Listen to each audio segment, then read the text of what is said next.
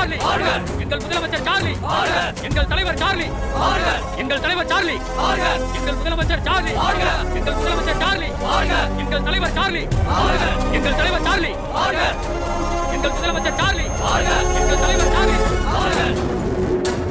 Charlie sir இந்த கட்சியோட மிகச்சிறந்த தலைவர். தமிழ்நாடு அரசியல் மட்டுமல்ல, இந்திய அரசியலிலேயே துரோணாச்சாரியார், மக்கள் மனசுல நீங்காத இடம்பெற்ற தலைவர், தோழர், இப்படி பல பேருக்கு மிகப்பெரிய அதிபதி தான் இந்த நபர். என்னன்னா சாகல பிரசிடென்ட், செத்ததுக்கு அப்புறம் நீங்க எழுதி வச்ச பிரசங்கத்தை பேசுங்க. Come to the point. Yes assembly எலெக்ஷனோட வெற்றியில சார்லி சாரோட பங்கை கட்சியில இருந்து விளக்கவே முடியாது. சார்லி சாரோட சேவை இந்த கட்சிக்கு எப்பவுமே இருக்கணும். இங்க பாருங்க சார்லி சார், இந்த வாட்டி ஜெயிச்சு வந்தவங்கல நிறைய பேர் இவருடைய ஆளுங்க தான். அதனால இஸ் பாத் செல்ஃப் இஸ் பாத் இல்ல, புது மந்திரி சபையில நீங்களும் ஒரு பாகம் தான். அதுல எந்த மாற்றமும் இல்ல. சொல்றது சரிதானே? கண்டிப்பா முதலமைச்சர் பதவியை தவிர்த்து எதுவா இருந்தாலும் சரி.